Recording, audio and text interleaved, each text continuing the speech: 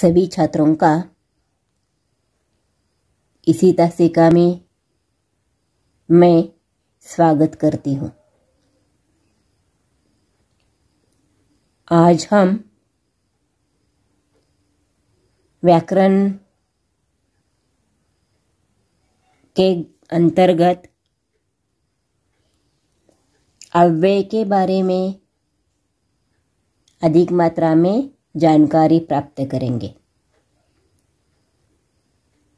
तो देखिए, सबसे पहले अव्यय किसे कहते हैं, यानी अव्यय की परिभाषा क्या है, इसका सबसे पहले हम परिचय देखेंगे। तो देखिए, अव्यय यानी क्या? अविकारी। अविकारी का मतलब क्या है? तो जिसमें परिवर्तन नहीं होता। तो उसकी परिभाषा क्या है? तो देखिए, जिस शब्द में पुरुष, लिंग, वचन, कारक आदि के कारण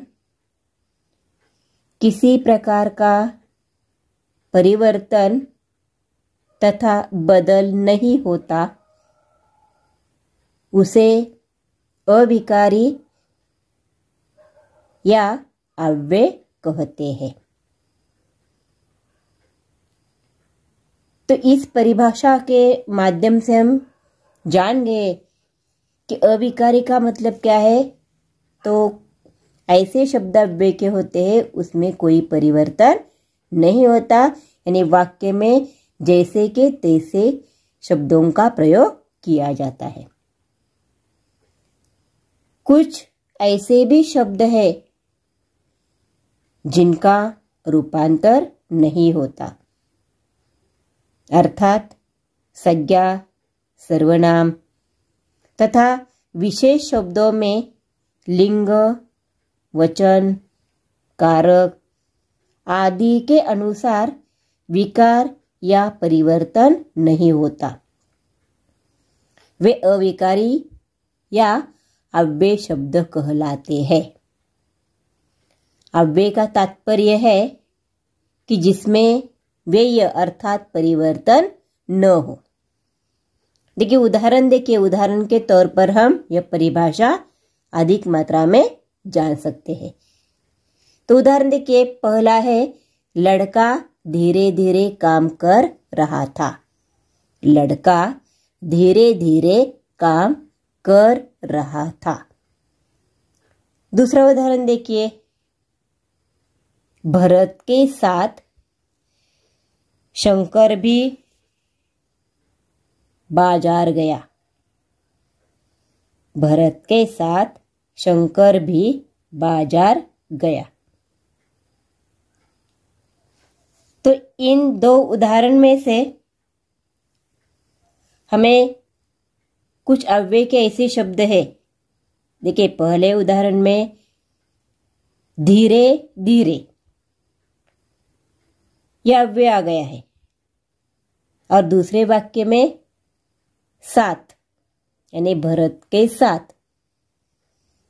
तो यहां इन दो शब्दों में वाक्य में कोई परिवर्तन नहीं हुआ, बदल नहीं हुआ या उसका रूपांतर नहीं हुआ, इसलिए इसे अव्यय कहते हैं। तो अव्यय के 4 प्रकार है। पहला है क्रिया विशेषण अव्यय। दूसरा है संबंध सूचक अव्यय। तीसरा है समुच्चय बोधक अव्यय। और चौथा प्रकार है विस्मयादि बोधक अव्यय।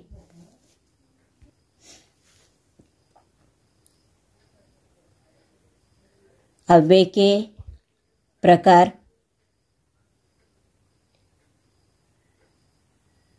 क्रिया विशेषण अव्यय, संबंध सूचक अव्यय, समुच्चय बोधक अव्यय और विस्मयादि बोधक अव्यय। तो सबसे पहले हम क्रिया विशेषण अव्यय की परिभाषा उदाहरण के माध्यम से जान सकेंगे। पहला उदाहरण है, मैं बाजार से अभी आया। मैं बाजार से अभी आया। दूसरा उदाहरण देखिए, तुम घर कब जाओगे। तुम घर कब जाओगे। देखिए, उपरयुक्त वाक्यों में अभी तथा कब ये दो जो शब्द है, ये दो शब्द क्रिया की विशेषता बताते हैं। यानी कि क्रिया कौन सी है, आया और जाओगे। इसकी विशेषता अभी और कब इन दो शब्दों में बताई है, इसलिए इसे क्रिया विशेषण अव्यय कहते हैं। तो उसकी परिभाषा क्या होगी? तो देखिए, जिन अव्ययों से क्रिया की विशेषता प्रकट होती है उन्हें क्रिया विशेषण अव्यय कहते हैं। तो यहां यह हो गई क्रिया विशेषण की परिभाषा। इसमें जो शब्द क्रिया का स्थान, समय, रीति, परिमाण, सवाल आदि बताए उसे क्रिया विशेषण कह। तो देखिए, क्रिया विशेषण अव्यय के 4 भेद है। ये भेद कौन से है? अभी अभी हमने देखा है कि स्थान, समय, रीति और परिमाण, ये जो 4 शब्द है, यही 4 शब्द क्रिया विशेषण अव्यय के 4 भेद है। पहला हमने क्या देखा? तो कालवाचक। कालवाचक यानी समय। यहां ये जो अव्यय है, कालवाचक क्रिया विशेषण अव्यय, इसका हम सबसे पहले परिभाषा देखेंगे कि जो अव्यय क्रिया के काल का बोध कराता है, यानी समय का बोध होता है, उसे कालवाचक क्रिया विशेषण अव्यय कहते हैं। उदाहरण के रूप में हम कुछ शब्द देखेंगे, जैसे कि रात भर, कल, हमेशा, परसों। ये शब्द है कि इससे हमें समय का बोध होता है, काल का बोध होता है।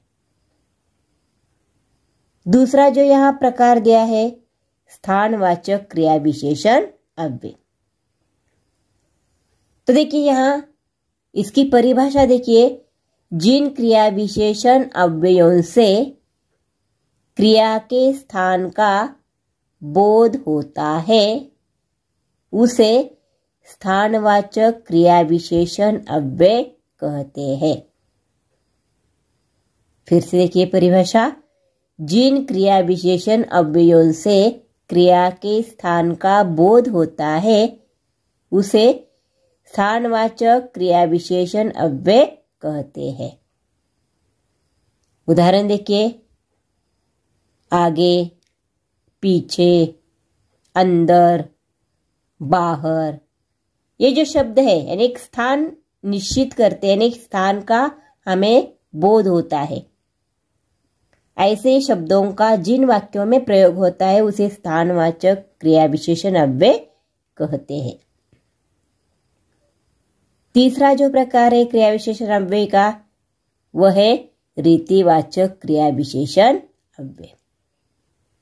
तो देखिए, यहां रीतिवाचक क्रिया विशेषण अव्यय किसे कहते हैं? तो जिन क्रिया विशेषणों से क्रिया की रीति या ढंग, पद्धत, उसका पता चलता है उन्हें रीतिवाचक क्रिया विशेषण अव्यय कहते हैं। देखिए परिभाषा में क्या दिया है कि जिन क्रिया विशेषणों से क्रिया की रीति या ढंग का पता चलता है उन्हें रीतिवाचक क्रिया विशेषण अव्यय कहते हैं। उदाहरण देखिए, एकाएक, धीरे धीरे, जल्दी जल्दी। ये जो शब्द यहाँ दिए हैं यह रीतिवाचक क्रिया विशेषण अव्यय उसके उदाहरण है। ऐसे शब्द जिस वाक्य में आते हैं उसे रीतिवाचक क्रिया विशेषण अव्यय कहते हैं। सामान्यतः इसमें ये जो शब्द दिए गए हैं इस शब्द से हमें यही पता चलता है कि उसी ढंग का या उसी प्रकार का, उसी पद्धति का हमें पता चलता है, उन्हें रीतिवाचक क्रिया विशेषण अव्यय कहते हैं। और चौथा जो भेद है वो है परिमाणवाचक क्रिया विशेषण अव्यय। परिमाण इस शब्द से हम जान सकते हैं कि नापना या तौलना, उसे परिमाण कहते हैं। जैसे कि दूध होता है, शक्कर होती है, इसका हम जहाँ नापा जाता है, तौला जाता है, उसे परिमाण कहते हैं। तो परिमाणवाचक क्रिया विशेषण अव्यय की परिभाषा देखिए, जो क्रिया विशेषण क्रिया के परिमाण का ज्ञान कराते हैं उसे परिमाणवाचक क्रिया विशेषण अव्यय कहते हैं।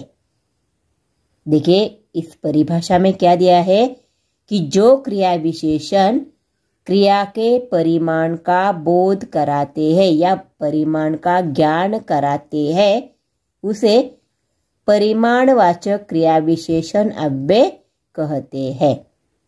उदाहरण देखिए, कम, अधिक, बहुत, ज्यादा।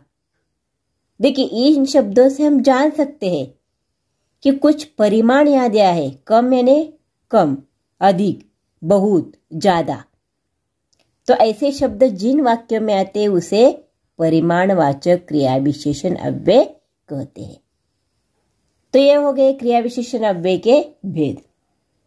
लेकिन अव्यय का ये जो पहला प्रकार हमने देखा, उदाहरण के तौर पर, उदाहरण के माध्यम से उसके प्रकारों की परिभाषा और उदाहरण।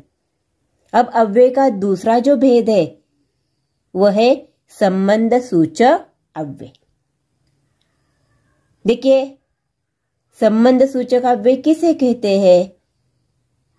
तो जिन अव्ययों के किसी एक शब्द का दूसरे शब्द के साथ संबंध सूचित होता है उसे संबंध सूचक अव्यय कहते हैं।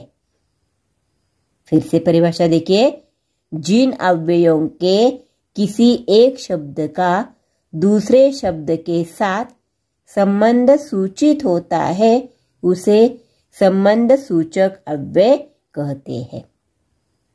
उदाहरण देखिए,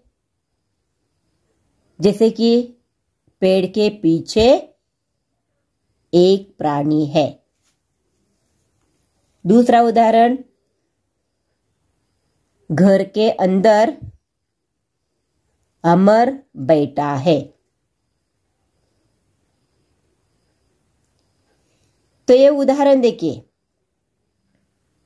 कि जैसे पेड़ के पीछे, घर के अंदर, ऐसे शब्द दिए गए लेकिन वाक्य पूरा नहीं किया। हमें वाक्य पूरा करना है शब्दों के माध्यम से।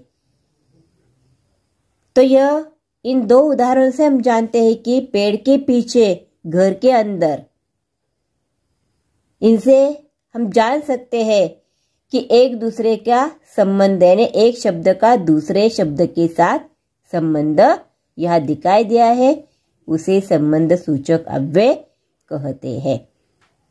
तो उपर्युक्त वाक्यों में रेखांकित शब्द संबंध सूचक अव्यय कहलाते हैं, यानी कि जिन शब्दों के पहले का, की, के या रा, री, रे ऐसे शब्द संबंध बोधक अव्यय होते हैं।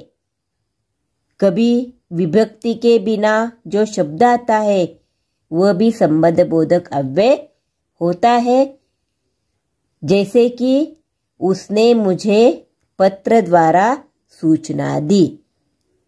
उसने मुझे पत्र द्वारा सूचना दी। इस वाक्य में द्वारा यह शब्द संबंध सूचक अव्यय है, यानी कि एक शब्द का दूसरे शब्द के साथ यह संबंध दर्शाया गया है। अव्यय का तीसरा जो प्रकार है यह है समुच्चय बोधक अव्यय। तो सबसे पहले इसकी हम परिभाषा देखेंगे कि समुच्चय बोधक अव्यय किसे कहते हैं। तो दो शब्दों या दो वाक्यांशों तथा पूरे वाक्यों को जोड़ने वाले अव्ययों को समुच्चय बोधक अव्यय कहते हैं। फिर से देखिए, दो शब्दों, दो वाक्यांशों तथा पूरे वाक्यों को जोड़ने वाले अव्ययों को समुच्चय बोधक अव्यय कहते हैं। उदाहरण देखिए, यदि, क्योंकि, कि, अगर। यदि, क्योंकि, कि, अगर, इसे संबंध सूचक अव्यय के यह उदाहरण है। यानी कि यह शब्द दो शब्द जोड़ते हैं, दो वाक्य जोड़ते हैं तथा पूरे वाक्यों को जोड़ते हैं, इसलिए इसे समुच्चय बोधक अव्यय कहते हैं। और अव्यय का जो अंतिम प्रकार है, अंतिम भेद है, वो है विस्मयादि बोधक अव्यय। तो इसकी परिभाषा देखिए, यह अव्यय हमेशा वाक्य का पहला शब्द होता है। देखिए, यह अव्यय पहचानने में बहुत आसान है और उसका वाक्य में प्रयोग करना भी आसान है। तो अव्यय यह कहाँ आता है? तो शब्द वाक्य के शुरुआत में आता है। शब्द के साथ या अंत में आश्चर्य चिन्ह का अल्प विराम, यानी एक चिन्ह लगाया जाता है। जिन शब्दों से हृदय के भाव जैसे कि शोक, दुख, हर्ष, घृणा, प्रेरणा आदि का बोध कराता है, उन्हें विस्मयादि बोधक अव्यय कहते हैं। तो उदाहरण के तौर पर वाह, अरे, हाँ, हे, ऐसे जो शब्द आते हैं, इससे हमें एक प्रकार का आश्चर्य दिखाई देता है, विस्मय दिखाई देता है, इसलिए इसे विस्मयादि बोधक अव्यय कहते हैं। तो ये हो गए अव्यय के प्रकार, उनकी परिभाषा और उदाहरण। अब देखिए स्वाध्याय प्रश्न क्रमांक 1, निम्नलिखित अव्ययों का वाक्य में प्रयोग कीजिए। निम्नलिखित अव्ययों का वाक्य में प्रयोग कीजिए। पहला वाक्य, पहला शब्द धीरे धीरे, दूसरा के साथ, तीसरा अरे,